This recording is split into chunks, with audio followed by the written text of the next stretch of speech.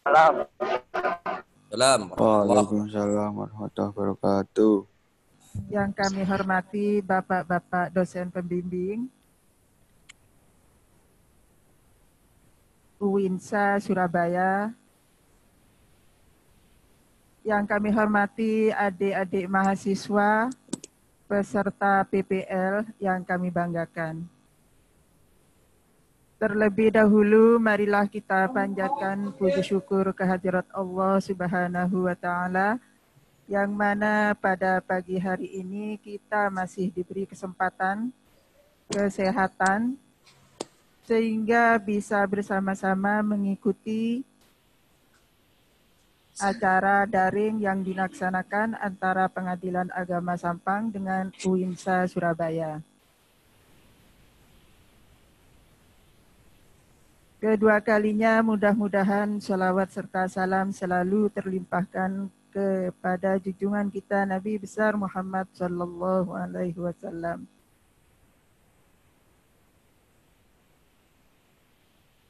Terlebih dahulu saya akan memperkenalkan, nama saya Dr. Anda Hajah Hafiah. Tanggal lahir Bangkalan 19 Juni tahun 1963. Saya alumni YIN Sunan Ampel Surabaya tahun 89.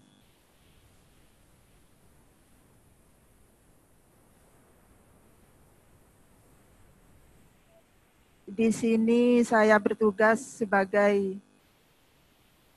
pengganti dari panitera, yang mana pada saat ini paniteranya sedang cuti sakit. Saya sebagai panitera muda permohonan dan sekaligus sebagai PLT dari Panitera Pengadilan Agama Sampang.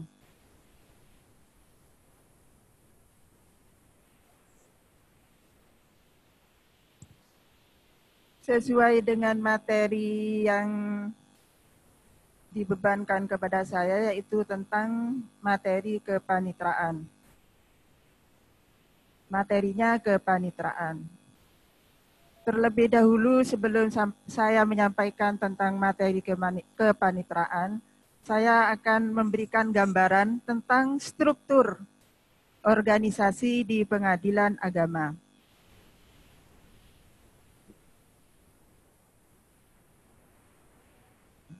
Jadi struktur organisasi di pengadilan agama, di pucuk pimpinan yaitu ada ketua, yang di sini di pangku jabatannya oleh Bapak Dr. Andes Mukhlis Sarjana Hukum, Magister Hukum. Yang kedua, Wakil Panitera Bapak Miftahul Huda, Sarjana Agama. Jadi ada ketua, ada wakil ketua. Di samping itu ada hakim, di mana hakimnya ada 3 orang, yaitu Bapak Dr. Andes Muhammad Muhsin, Magister Syariah, Bapak Amir Hamzah, Sarjana Hukum Islam, dan Dr. Muhammad Iqbal, Sarjana Hukum Islam, Sarjana Hukum, Magister Hukum Islam. Selanjutnya di bawahnya ada panitera, ada sekretaris. Di mana panitera itu mengurusi tentang administrasi perkara. Sedangkan sekretaris itu mengurus tentang administrasi kesekretariatan yang punya tugas masing-masing berbeda. Sedangkan panitera sendiri itu ada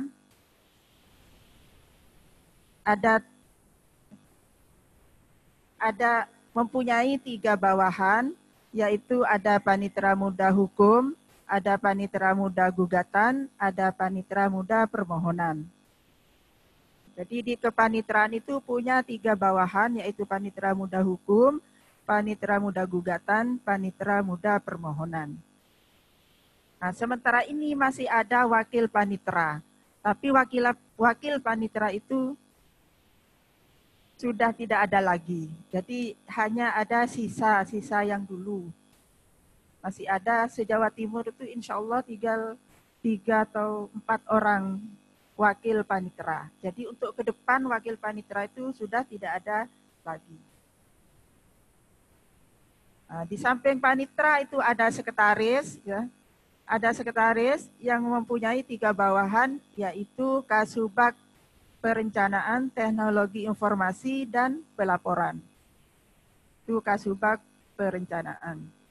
Selanjutnya ada Kasubag Kepegawaian, Organisasi dan Tata Laksana.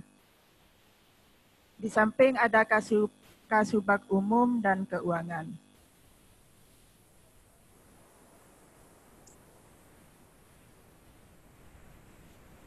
Sudah bisa difahami adik-adik?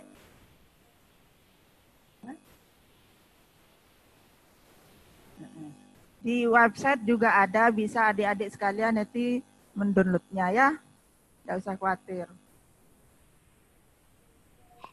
Sudah cukup tentang organisasi, struktur organisasinya? Kalau sudah cukup, saya lanjut ke tugas pokok panitra. Sesuai dengan materi yang ditugaskan kepada saya. Tugas-tugas panitra yaitu bertanggung jawab terhadap kelancaran dan ketertiban administrasi perkara. Jadi mulai dari perkara itu masuk sampai perkara itu selesai dan masuk ke ruang arsip, itu tugas pokoknya panitra. Di samping nanti dibagi tugas masing-masing ke petugas pokoknya masing-masing ke pejabat yang di bawahnya. Jadi mulai perkara itu masuk daftar, sampai perkara itu selesai, disidangkan, selesai, masuk ruang arsip, semuanya itu tugas dari panitra. Di samping tugas tersebut, panitra mempunyai tanggung jawab memimpin dan mengkoordinasi anak buahnya dalam melaksanakan tugas. Artinya memberi petunjuk, memberi bimbingan, mengadakan rapat, dan lain sebagainya.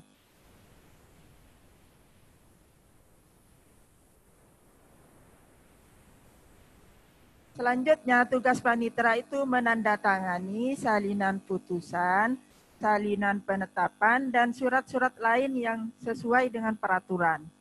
Jadi, menandatangani salinan putusan, salinan penetapan, dan menandatangani akta cerai.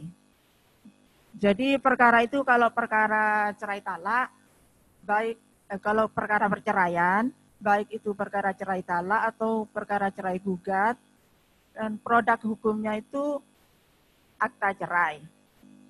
Jadi yang menandatangani akta cerai adalah panitra. Di samping kalau itu perkara permohonan, kan produk hukumnya penetapan atau putusan itu ditandatangani oleh panitra, salinan putusannya atau salinan penetapannya. Sedangkan putusan atau penetapan aslinya ditandatangani oleh majelis hakim.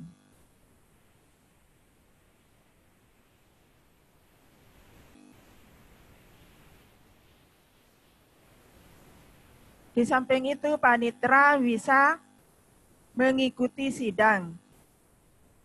Jadi sebagai panitra juga mempunyai tugas sebagai panitra pengganti. Artinya menjadi pembantu pendamping hakim dalam menangani suatu perkara.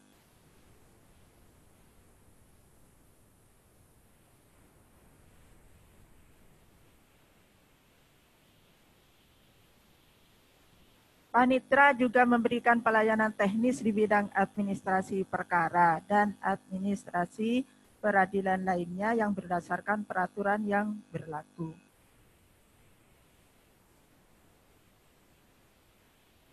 Selanjutnya, panitra juga menyetujui tentang pengeluaran rutin tentang biaya perkara.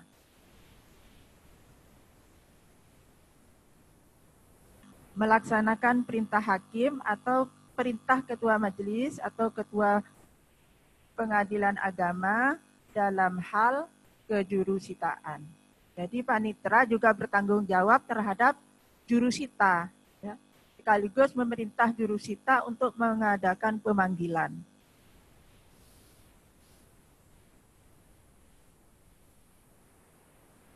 Selanjutnya membuat laporan berkala dan laporan-laporan untuk rapat kerja.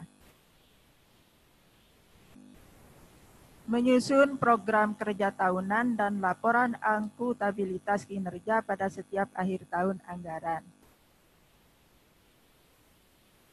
Panitra dalam melaksanakan tugasnya itu bertanggung jawab kepada Ketua Pengadilan Agama.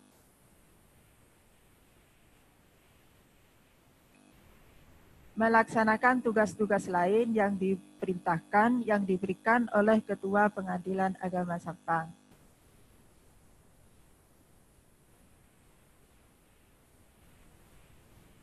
Mungkin ada yang sampai di sini, mungkin ada yang mau ditanyakan, silakan. Ada yang mau bertanya atau ada yang kurang jelas?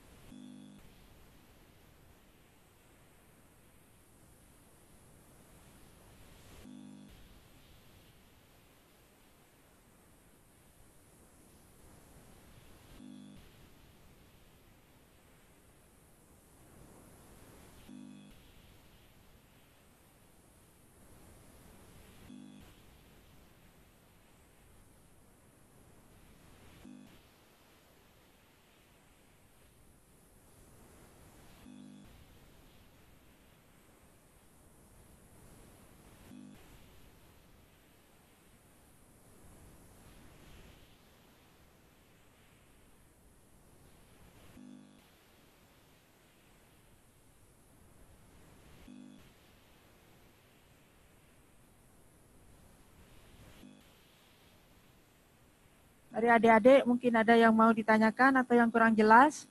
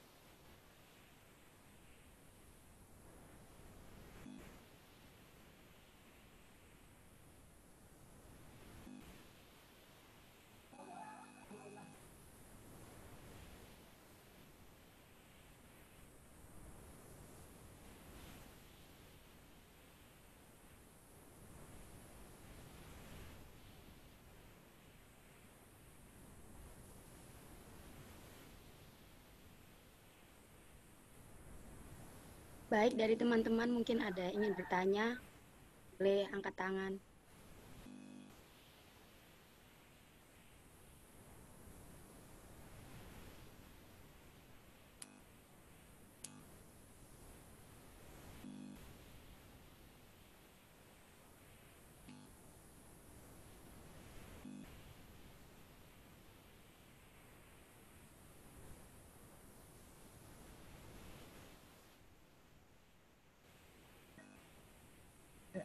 Kalau tidak ada pertanyaan, ini lanjut ke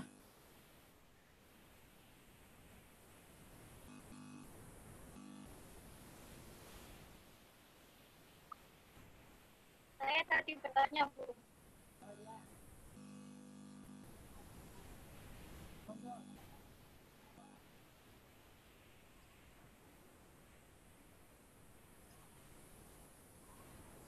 ini ada pertanyaan, apakah panitra dapat mempengaruhi putusan hakim?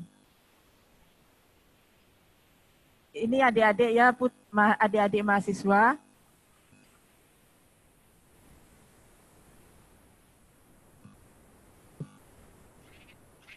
Jadi putusan hakim, putusan majelis hakim itu tidak bisa dipengaruhi oleh siapapun. Ya, apalagi hanya panitra. Ketua pengadilan pun ya tidak boleh mengintervensi terhadap majelis hakim dalam melaksanakan tugasnya menangani suatu perkara. Ya. Jadi putusan majelis hakim itu tidak bisa diintervensi oleh siapapun. Gitu. Cukup jelaskan ya? Apakah bisa disuap? Tidak bisa. Jadi intervensi itu ya tidak bisa disuap, tidak bisa dipengaruhi, tidak bisa, pokoknya tidak bisa tidak bisa terpengaruh oleh siapapun.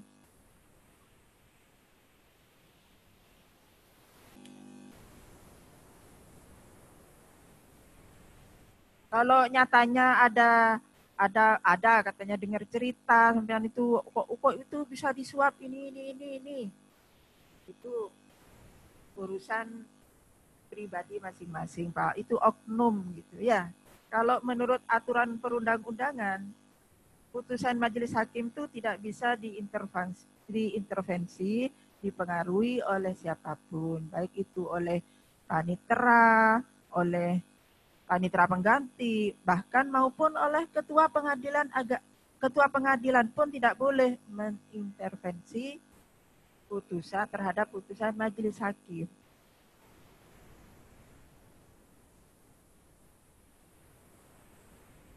Ada lagi yang lain?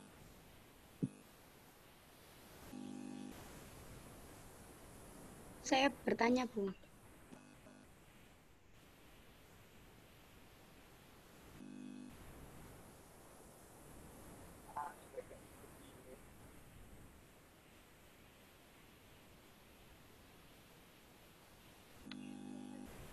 Bu,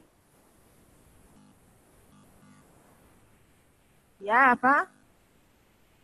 berarti untuk tugas panitera di dalam ruang sidang itu hanya sebatas menyiapkan dokumen, namun tidak ikut campur dalam persidangan. Ya, panitera itu membantu majelis hakim dalam mencatat, ya, mengikuti jalannya persidangan. Mencatat, nanti dibuatkan setelah sidang, dibuatkan basnya, berita acara persidangan. Dan ditandatangani, berita acara persidangan itu ditandatangani oleh ketua majelis dan panitera pengganti. Hanya menandatangani. Jadi jalannya persidangan itu kayak apa semuanya ditulis. Ya, sebagai notulen gitu loh. Membantu hakim dalam mengikuti persidangan. Ya, cukup jelas, Dek. Mungkin ada yang lain?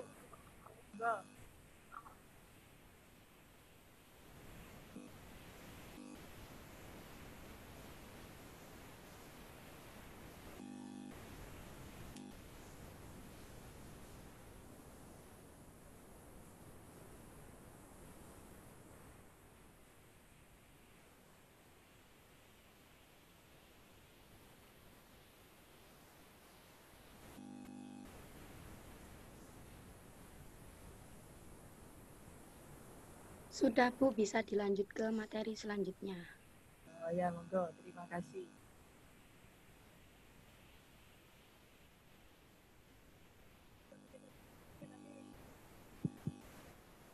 Baik, sudah siap, Mbak?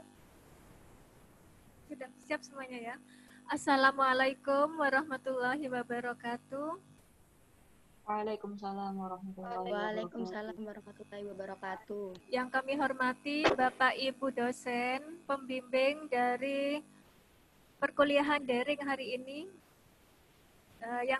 yang berbahagia, adik-adik mahasiswa semuanya Universitas Negeri Sunan Ampel, Surabaya. Sebelumnya saya akan memperkenalkan diri. Nama saya Dini Rahmawati. Saya bertugas di bagian kepegawaian. Jabatan saya adalah Kepala Subbagian Kepegawaian Organisasi dan Tata Laksana. Saya hari ini mewakili Bapak Sekretaris yang sedang bertugas ke Pengadilan Tinggi Agama Surabaya. Baik, saya akan ngasih gambaran secara umum ya. Karena saya mewakili Pak Sekretaris, jadi sifatnya hanya umum, sifat umum saja yang bisa saya sampaikan ya. Adik-adik tadi telah disampaikan tentang struktur organisasi Pengadilan Agama Sampang. Suatu organisasi atau katakanlah perusahaan atau katakanlah corporate atau perkumpulan yang mungkin yang pertama kali dilihat adalah struktur organisasinya. Jadi umpamanya adik-adik datang ke perusahaan, ke perkantoran, atau ke suatu badan usaha, badan sosial, pasti yang dilihat resmi tidaknya itu dari istilahnya itu ADART-nya, strukturnya. Kita bisa baca dari struktur organisasi. Bagaimana organisasi itu berjalan bisa dilihat dari struktur organisasi. Untuk Pengadilan Agama Sampang, bisa adik-adik lihat di situ, pucuk pimpinan tertinggi adalah Bapak Ketua. Ya, bisa juga Ibu Ketua ya. Adalah Ketua Pengadilan Agama. Sekarang yang menjabat adalah Bapak DRS Muhlis SH.MH. Ketua Pengadilan Agama dibantu oleh Bapak Wakil Ketua Pengadilan Agama, Pak Misbahul Huda SHG. Bisa adik-adik lihat lagi, kita review lagi di samping kiri. Kalau dari saya itu di samping kiri itu ada jabatan hakim. Antara ketua wakil itu ada garis penghubung tegas. Itu namanya garis komando atau garis tanggung jawab. Sedangkan untuk ketua, wakil ketua dengan hakim hanya dihubungkan oleh garis putus-putus, garis koordinasi. Tadi ada adik yang menanyakan, apakah hakim bisa diintervensi putusannya? Ketika dia menjabat sebagai seorang hakim, dia tidak bisa diintervensi oleh ketua Pengadilan Agama sekalipun. Karena ada jabatan melekat di sana sebagai hakim. Jabatan fungsional tidak boleh diintervensi. Pejabat negara juga. Jadi ada garis putus-putus. Ketika tadi ada yang menanyakan, bisakah diintervensi? Tidak bisa. Kalau mengikuti aturan, tidak boleh hakim diintervensi. Ketika dia menjadi majelis atau sebagai anggota dari suatu persidangan. Baik, dilanjut di sini. Ke bawah dari ketua dan panitera itu ada garis komando lagi. Ada dua sisi, dua sayap ya. Panitera dan sekretaris. Dari sederhananya bisa dikatakan panitera atau kepanitraan bertanggung jawab pada kegiatan dan administrasi kepanitraan. Dalam hal apa? Dari dimulainya perkara itu masuk sampai perkara itu selesai, berupa akta cerai, berupa salinan putusan, itu berada di kepanitraan. Demikian juga di sayap sebelah kanannya ada kestariatan. Kestariatan itulah administrasi di bagian kestariatan atau kalau orang menyebutnya bagian TU, bagian umum, bagian pelayanan, sarana dan prasarana. Ya, jadi bisa disimpulkan dari atas sampai dengan menengah ini ada 3 kegiatan. Kegiatan dari pimpinan pucuk yaitu ketua dan wakil ketua, ada administrasi perkara atau ada administrasi persidangan yaitu hakim di ruang sidang, ada administrasi kepanitraan di kepanitraan, dan ada administrasi kestariatan di bagian kestariatan.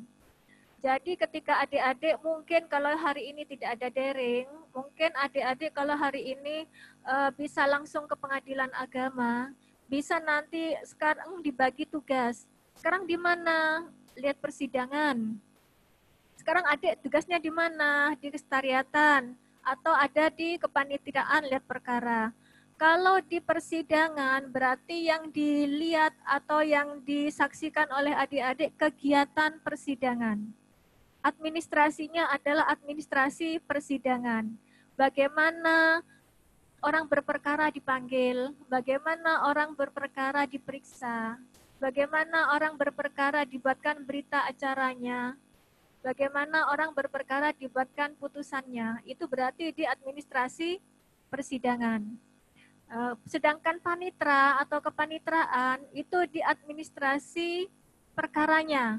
Jadi perkara itu masuk sampai dengan siap untuk disidangkan.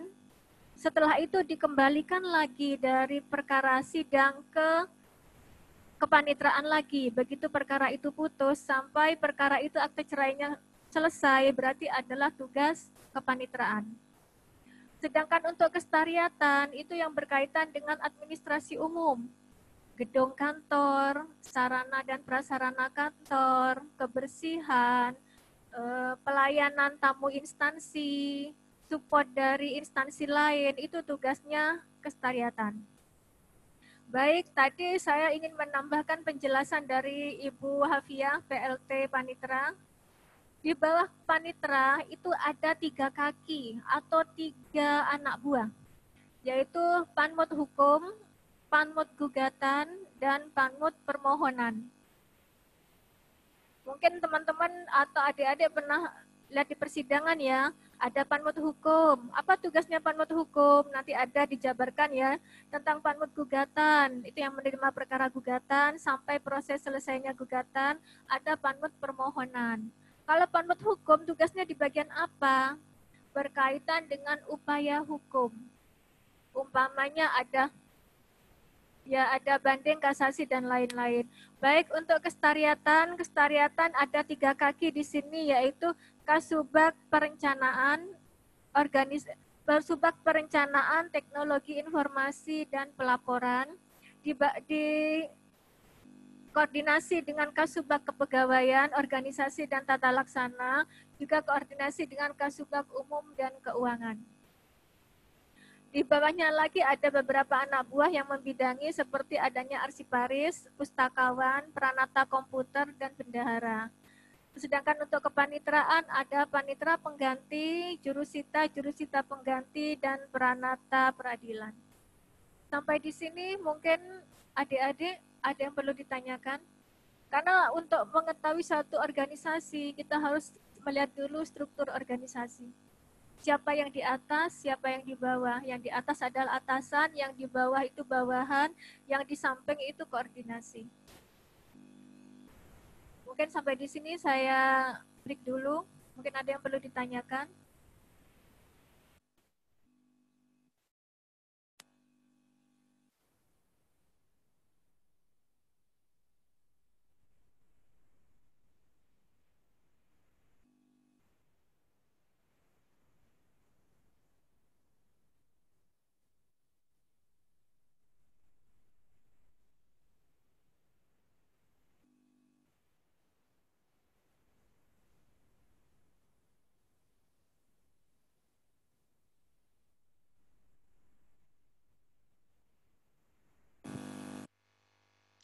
Mungkin ada yang perlu ditanyakan adik-adik. Sebab ini pahami dulu tentang struktur organisasi, siapa pucuk pimpinan, siapa yang bertanggung jawab, tugasnya siapa. Jadi kami di sini sebagai PNS ada yang disebut dengan tupoksi, tugas pokok organisasi. Itu yang utama. Jadi tupoksi kami tidak boleh keluar dari tupoksi walaupun ada kerjaan tambahan, tapi sifat kerjaan tambahan itu hanya sifatnya insidental biasanya. Ya, walaupun kami tahu, tapi kalau bukan tupoksi kami tidak punya wewenang. Kayak gitu. Mungkin ada yang perlu ditanyakan, mungkin ada yang membingungkan antara panitra dengan panitra pengganti, antara sekretaris dengan kasubag, mungkin ada yang perlu ditanyakan.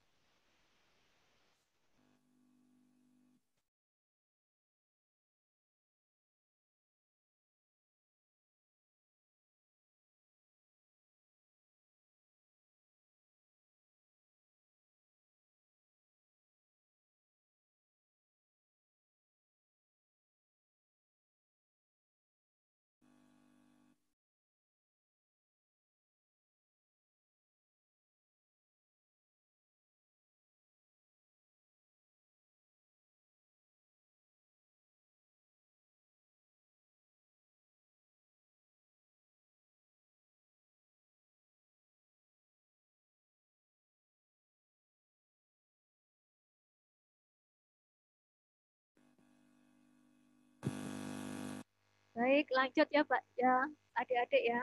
Di sini saya juga ingin memberikan gambaran secara umum ya tentang tugas dari kesetariatan.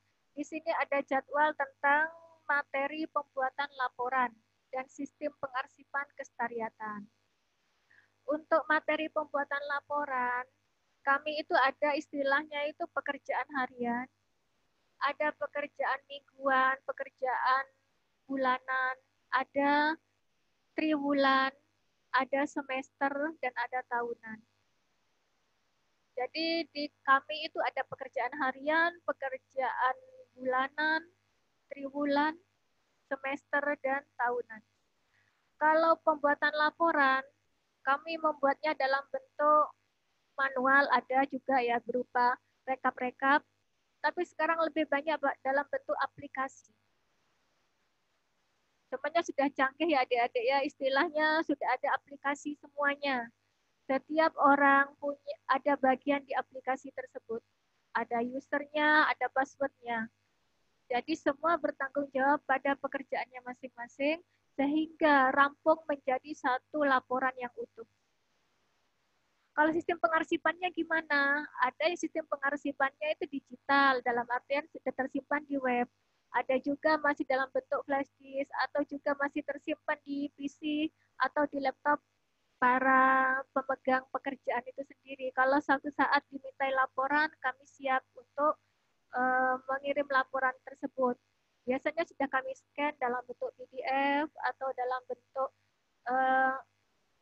aplikasi. Kalau pengadilan tinggi, kami menyampaikan laporan biasanya kepada Pengadilan Tinggi Agama Surabaya, ke Mahkamah Agung Republik Indonesia, dan juga berkaitan dengan perkara, kami menyampaikannya kepada Badilak ya, biasanya Badilak untuk perkara.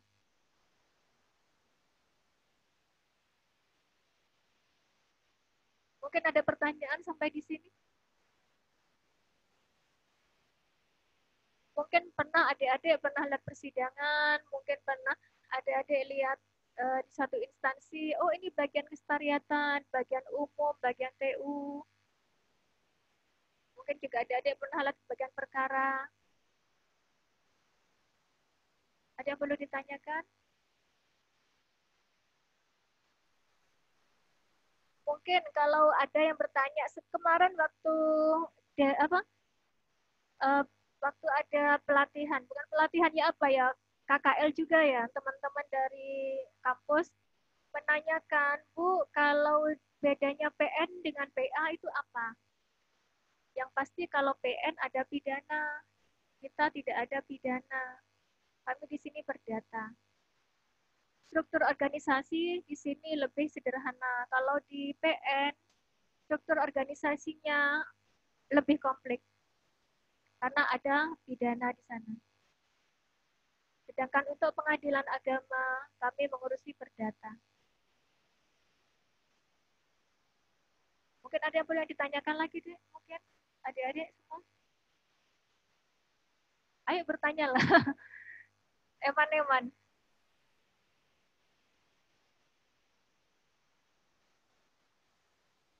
Komentarnya sampean. Kapan yang bisa menjawab?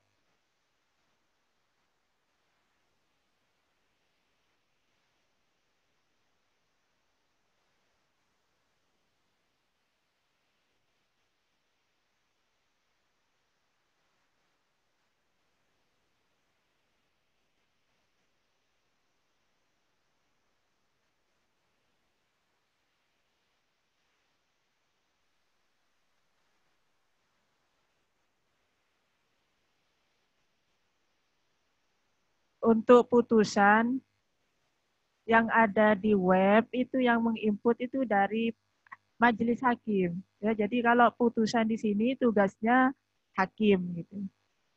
Jadi yang menginputnya hakim. Mahkamah Agung hanya menyediakan apa? Mahkamah Agung hanya menyediakan link direktorinya saja. Ya, jadi yang menginput itu hakim yang menangani perkara tersebut. Jadi ketua majelis di sini. Jadi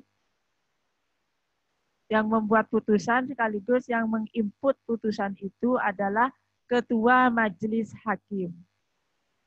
Dari ketua majelis hakim yang menangani perkara tersebut. Sedangkan Mahkamah Agung hanya menyediakan link direktorinya saja. Ya. Ada yang lain?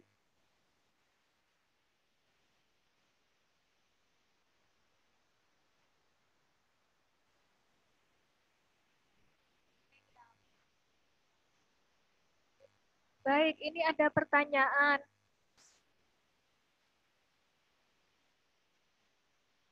Baik, ini ada pertanyaan ya dari adik-adik. Saya tanya, Badilak itu apa hanya untuk informasi saja kalau di PA? Oh ya, perlu diketahui ya adik-adik ya, Badilak itu singkatan dari Badan Peradilan Agama. Jadi Mahkamah Agung itu membawahi 4 pilar. Pilar peradilan umum, peradilan agama, peradilan militer, dan peradilan tata usaha. Untuk pengadilan umum disebut Badilum. Eselon satunya, dirjennya itu Badilum. Kalau untuk pengadilan agama, dirjennya itu eselon satunya itu Badilak. Jadi Badilak itu merupakan salah satu kaki dari 4 peradilan yang ada di Indonesia. Badilak itu sebagai atasan kami di atas ya. Nggak mungkin Mahkamah Agung mengurusi kami semua, nggak mungkin. Jadi ada yang disebut dengan dirjen. Dirjen kami adalah Dirjen Badilak. Jadi bisa dipahami ya. Jadi Badilak ini untuk informasi. Sebenarnya Badilak bukan informasi. Badilak itu suatu bentuk dirjen, badan. Yang istilahnya itu yang membawahi Mahkamah Agung. Yang di bawahnya Mahkamah Agung langsung, di bawah Ketua Mahkamah Agung langsung. Di situ ada dirjen. Dirjennya adalah Badilak, Dirjen Badilak. Bisa dipahami adik-adik sampai di sini? Jadi kalau untuk pengadilan umum, dirjennya itu Badilum. Kalau untuk pengadilan agama, namanya Badilak. Kalau untuk militer, ya dirjennya Mahmil Militer. Saya kurang tahu, saya kurang paham juga. Kalau untuk pengadilan tata usaha negara, itu juga ada dirjennya. Oh enggak, adik-adik bisa lihat di web ya. Tentang Mahkamah Agung, tentang peradilan umum, tentang peradilan agama, tentang peradilan militer, dan tentang peradilan tata usaha negara. Bisa dipahami ya sampai di sini ya? Iya, Bu.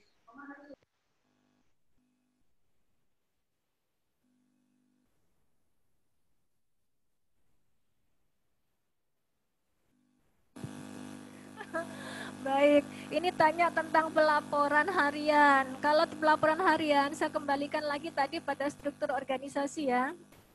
Semua orang punya tupoksi. Ya, bisa dilihat di sini di sekretariatan dipimpin oleh sekretaris. Di bawahnya dibantu oleh tiga kasubag perencanaan. Tugas kasubag perencanaan apa? Yang membuat perencanaan.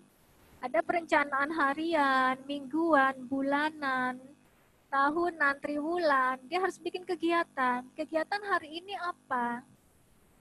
Terus teknologi informasi berkaitan dengan apa? Oh, berkaitan dengan mungkin perencanaan tentang operator, tentang IT, kemampuan IT, mungkin tentang update aplikasi atau berkaitan dengan web. Pelaporan itu macam-macam. Biasanya Kasubag Perencanaan TI dan Informasi meliputi pelaporan dari 3 Kasubag. Istilahnya membantu kami dalam pelaporan dalam bentuk IT atau laporan akhir. Sedangkan tupoksi untuk kepegawaian, banyak Mbak, kerjaan kepegawaian tiap hari dari awal pagi, dari absensi, kehadiran, cuti, itu kan tiap hari kan dilaporkan. Terus setelah itu berkaitan dengan apa kegiatan mingguan. Oh mungkin kepegawaian ada acara, mungkin ada upacara 17 Agustus, mungkin ada apel, ada kegiatan apa. Terus berkaitan dengan apa juga, mungkin ada yang akan mutasi, mungkin ada yang usul untuk dinaikkan pangkatnya, mungkin juga ada yang usul mau untuk di KGB-nya ya, kenaikan gaji berkalanya naik, macam-macam. Terus kalau untuk umum, wah ini Kasubag umum itu tugasnya paling banyak karena berkaitan dengan kebersihan, sarana dan prasarana. Bagus tidaknya kantor itu dilihat dari Kasubag umum juga ya, yang punya peran sangat besar di sini. Jadi kebersihan, terus inventaris kantor, semua itu harus dilaporkan baik dalam bentuk laporan harian, laporan bulanan, triwulan, semester, dan tahunan. Demikian kalau juga untuk kepanitraan sama saja Mbak, tergantung dari tupoksinya juga ya. Sampai di sini bisa dipahami?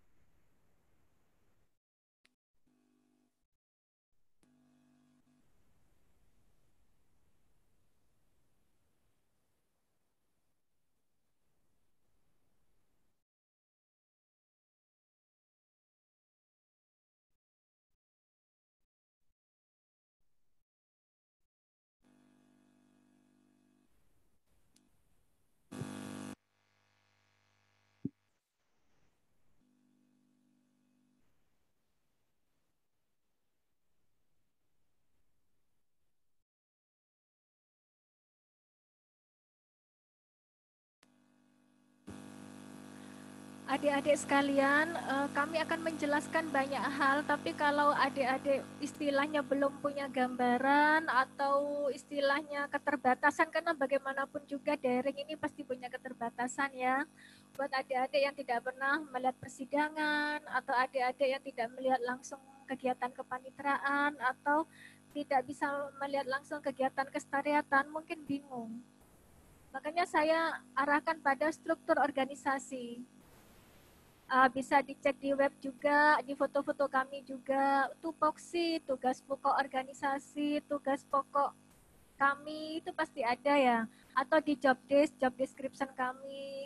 Jadi intinya Mbak, di pengadilan agama itu ada 3 kegiatan, kegiatan persidangan di ruang sidang, kegiatan kepanitraan di kepanitraan, jadi administrasi perkara, dan di kegiatan kesetariatan, administrasi umum atau kegiatan yang berkaitan dengan kegiatan umum secara kantor ya, kegiatan perkantoran secara umum.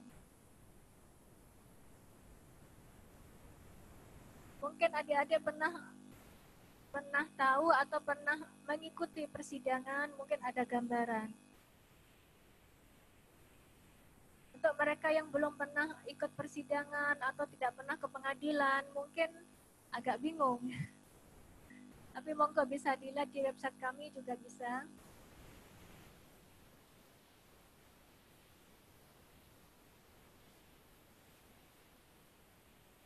Mungkin ada yang bertanya berkaitan dengan perkara ya.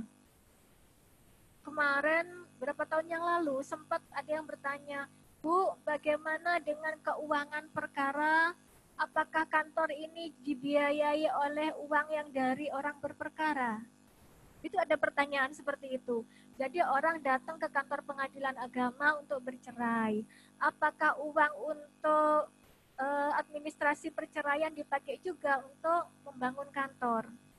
Jawabannya tidak. Karena di kami itu kan ada dua ya, secara garis besar kegiatan kepanitraan dan kesetariatan. Di kepanitraan kami ada yang namanya uang perkara. Jadi ketika orang datang berperkara, dia dikenakan biaya panjar. Biaya panjar perkara dipakai untuk membiayai perkaranya sendiri. Walaupun ada pemotongan nanti PNBP ya, penerimaan negara bukan pajak, tapi dana atau uang itu bukan dipakai untuk membiayai kegiatan kantor. Kegiatan kantor itu sudah ada dana tersendiri, yaitu dari APBN, Anggaran Pendapatan dan Belanja Negara. Jadi kami setiap tahun sudah ada dana dari pusat, kurang lebih 5M yang kalau nggak salah untuk operasional kami. Di luar biaya perkara.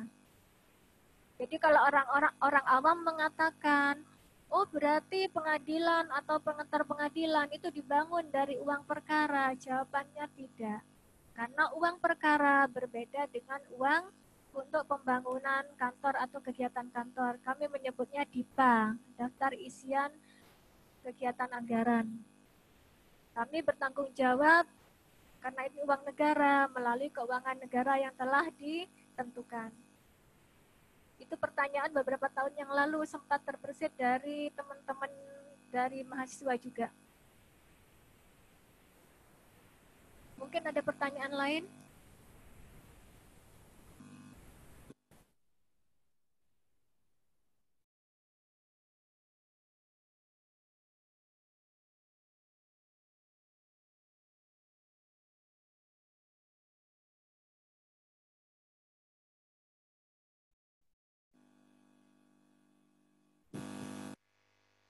Ini adik-adik mungkin sebagai gambaran juga ya, buat yang bingung, semoga tidak bingung. Ada pertanyaan dari angkatan sebelumnya juga, dari mahasiswa juga. Bu, apa bedanya ketua dengan wakil ketua dalam tupoksi?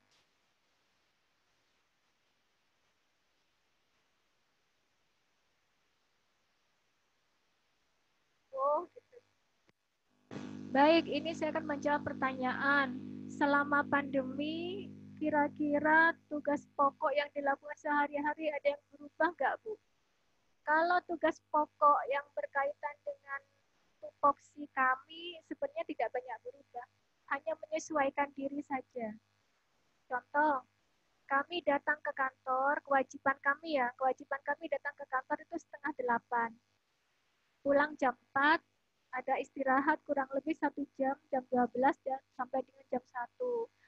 Ketika awal pandemi dimulai dari bulan Februari, Maret, April dimulainya WFH, WFO, akhirnya jadwal kantor menyesuaikan. Jadwal kantor menyesuaikan, pelayanan juga menyesuaikan, semuanya menyesuaikan. Kalau berkaitan dengan tupoksi, kami tidak banyak berubah. Hanya penyesuaian jam kerja saja. Terus beban pekerjaan mungkin lebih berkurang karena adanya pembatasan orang yang kami layani. Jadi untuk yang perkara dibatasi mereka yang mendaftar, untuk perkara dibatasi mereka yang mengambil surat-surat ya, karena memang social distancing. Sedangkan untuk kami yang pelaporan, karena memang kegiatannya sedikit, ya lebih sedikit. Tapi kalau jumlah pelaporan sama. Gitu. Jadi istilahnya kalau tupoksi tidak banyak berubah, jadi yang berubah itu hanya penyesuaian saja. Itu WFA, WFO, ketika WFH kami berbagi tugas, tapi tetap dari rumah bekerja online. Tidak ada yang berubah. Paling persidangan kami kurangi karena yang perkara yang kami terima lebih sedikit, persidangan juga lebih sedikit untuk melindungi kami semua, Mbak. Melindungi pegawainya, hakimnya, melindungi masyarakat juga dari pandemi ini biar tidak semakin meluas. Ada pertanyaan lain? Mungkin Saya menambahkan tentang tugas selama pandemi itu berkurang atau enggak. Mengenai perkara, kalau perkara memang jumlah perkara yang masuk, yang daftar selama masa pandemi, yaitu pada bulan April, Mei, memang dibatasi, yaitu pelayanan pendaftaran perkara hanya mulai dari hari Senin, Selasa, dan Rabu. Sedangkan jumlah perkara yang masuk itu dibatasi maksimal 15 perkara. Jadi seandainya lebih dari 15 perkara itu suruh kembali keesokan harinya gitu. Mengenai jadwal persidangan, karena pandemi itu tidak bilang-bilang ya, jadi tidak ada yang tahu, sehingga jadwal persidangan yang telah ditentukan itu berjalan terus, jadi lanjut gitu, Mbak. Ya, jadi persidangan lanjut, kemudian setelah perkara itu masuk, berarti kan jumlah perkara masuk itu dikurangi, berarti jumlah perkara yang sidang juga berkurang gitu. Mengenai kegiatan persidangan perkara. Demikian juga pelayanan-pelayanan administrasi perkara yang lain juga dibatasi.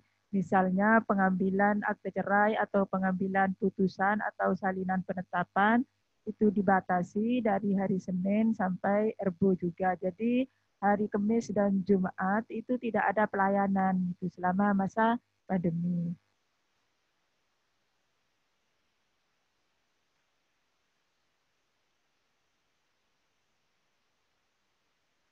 Jadi kalau sekarang setelah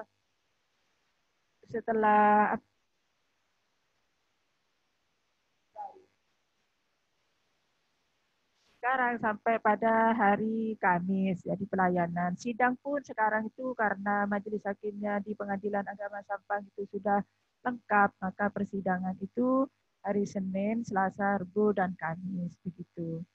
Nah, hari Jumat tidak ada pelayanan. Jadi semuanya itu berjalan sebagaimana biasa, tapi hanya ada penyesuaian saja. Demikian, mungkin ada pertanyaan yang lain.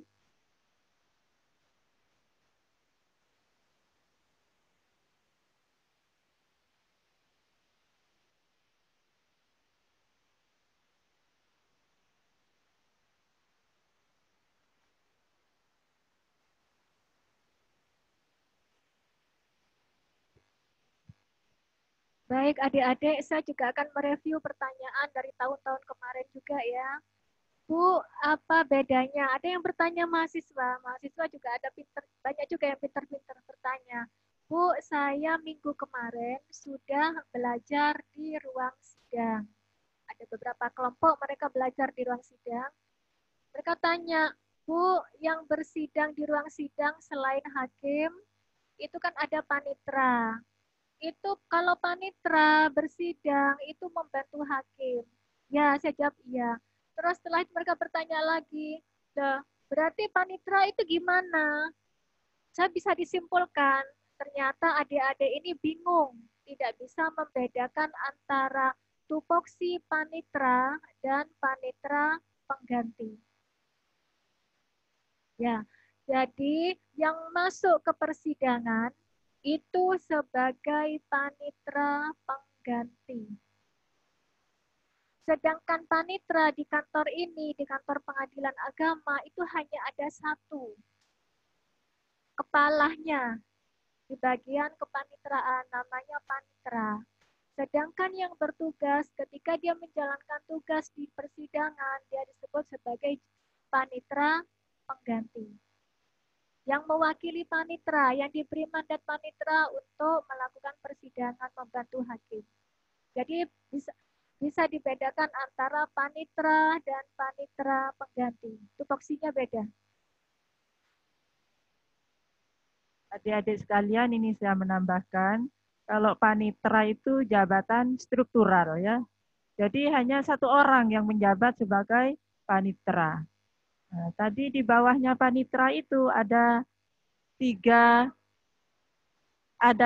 panitra muda, ya, yaitu ada panitera muda permohonan, ada panitera muda hukum, ada panitera muda gugatan.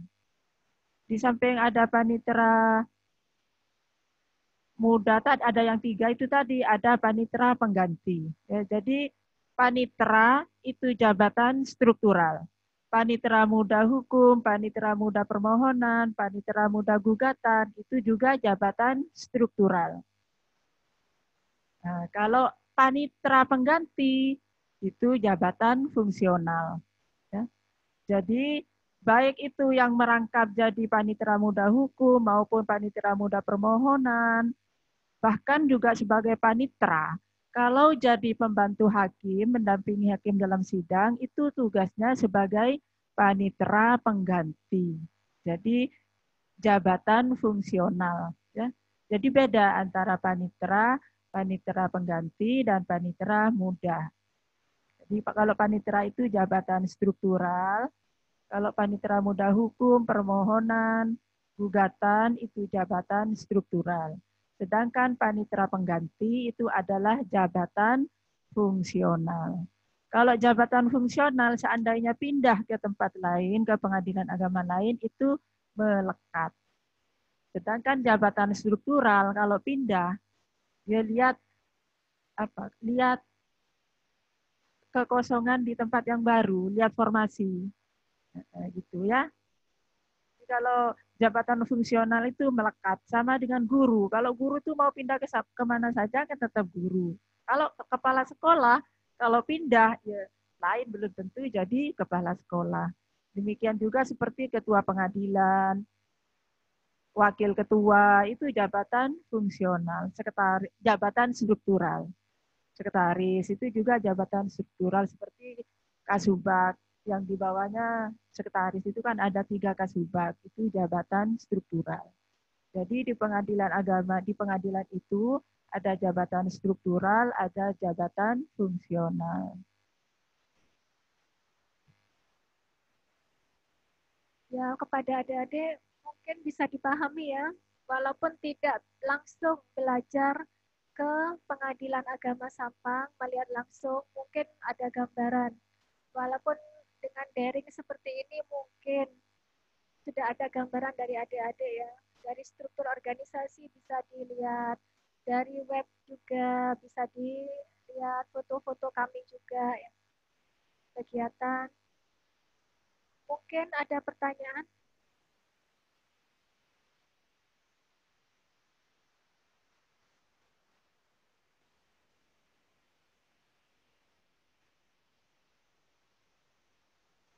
Tahun kemarin juga saya sempat mereview pertanyaan dari angkatan adik-adik sebelumnya ya. Bu, tugas dari pegawai pengadilan agama yang manggil-manggil orang cerai itu siapa? Saya jawab itu adalah tugas dari jurusita pengganti. Jadi memang di pengadilan agama itu ada jabatan yang memang punya tupoksi ke lapangan, melihat ke lapangan, memanggil para pihak untuk sidang, melakukan sita eksekusi, melakukan kegiatan di luar kantor. Jadi istilahnya pegawai pengadilan agama yang bertugas di lapangan itu memang ada, yaitu jurusita dan jurusita pengganti. Mungkin adik-adik mungkin bingung siapa yang biasa manggil untuk manggil-manggil orang ke persidangan untuk cerai, itu namanya jurusita atau jurusita pengganti.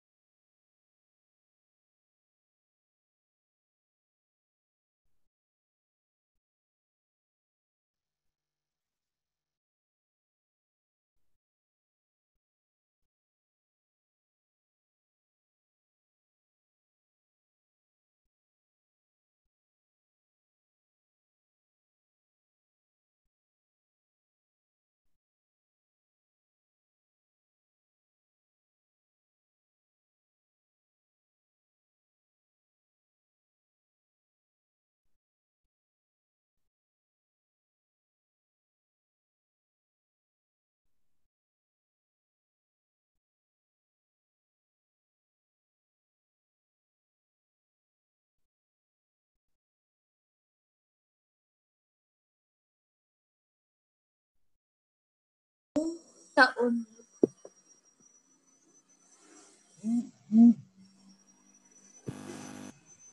Halo? Jadi suara tadi kita dengerin semua lah. Enggak, emang dari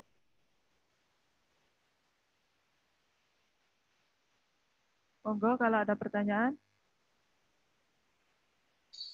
Nggak ada. Sangat jelas.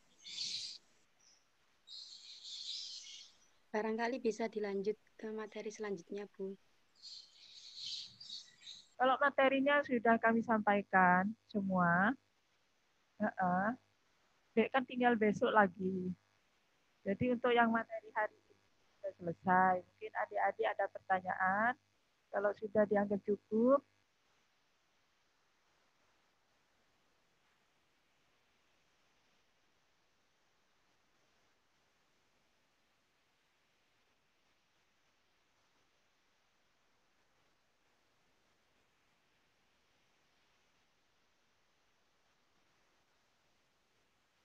baik. Adik-adik, di sini kami punya tugas untuk hari ini ya. Kita kalau lihat jadwal, itu penyampaian materi kepanitraan. Tentang kepanitraan sudah kami sampaikan secara garis besarnya. Terus dari itu penyampaian materi kesekretariatan. Jadi semuanya merujuk pada struktur organisasi dan tupoksi. Dan itu materi pembuatan laporan. Materi pembuatan laporan sudah kami sampaikan tadi bahwa adanya banyak pelaporan di kami ya, yang dimana final dari laporan itu berupa hard copy, soft copy maupun juga dalam bentuk aplikasi. Materi pembuatan laporan dan sistem pengarsipan. Pengarsipannya gimana? Ya sistemnya di aplikasi digital. Jadi kami terekam semua kegiatan kami, semua bentuk pelaporan kami terekam dengan baik. Karena dari Mahkamah Agung sendiri mensupport web, mensupport direktori. Jadi benar-benar kami diminta untuk bekerja, tinggal bekerja saja sebenarnya. Jadi kalau untuk masalah pengarsipan, insya Allah untuk Mahkamah Agung pengarsipannya sangat baik. Ini materi untuk daring hari ini. Mungkin kami tidak bisa ke yang lain karena yang ini yang kami bisa sampaikan. Yang lain besok. Ya. Makanya saya fokus ke adik-adik mungkin pematangan dulu di struktur organisasi. Materi kepanitraan itu apa, kesekretariatan itu apa, administrasi persidangan itu apa. Karena kita tiga-tiganya jalan tiap hari. Kegiatan persidangan, kegiatan kepanitraan, dan kegiatan kesekretariatan. Semua punya tupoksi masing-masing, semua punya bentuk pelaporan masing-masing. Cuma kita tidak bisa melaporkan sesuatu kalau tidak tahu tupoksinya. Kita nggak bisa melaporkan satu pekerjaan kalau kita tidak tahu struktur organisasinya. Dia tugasnya apa, wewenangnya apa. Ya, untuk membaca struktur organisasi itu mudah. Siapa yang di atas itu atasan, yang di bawah itu bawahan. Yang ke samping itu koordinasi, yang garis putus-putus itu koordinasi, yang garis tegas itu garis komando atau garis perintah. Garis tanggung jawab. Sampai di sini bisa dipahami? Paham, Bu. Paham ya, oke. Gimana bisa ditutup kan hari ini? Bisa daring hari ini? Bisa, Bu. Ya, monggo. Bisa, Bu. demikian alhamdulillah kalau sudah paham dan sudah kami anggap selesai. Demikian apa yang dapat kami sampaikan. Mudah-mudahan apa yang kami sampaikan dapat difahami dan dapat bermanfaat baik bagi adik-adik sekalian maupun bagi kita sendiri. Apabila ada kurang lebihnya, saya mohon maaf. Wabillahi taufik wal hidayah. Assalamualaikum warahmatullahi wabarakatuh. Waalaikumsalam warahmatullahi wabarakatuh. Waalaikumsalam warahmatullahi Waalaikumsalam warahmatullahi wabarakatuh. wabarakatuh.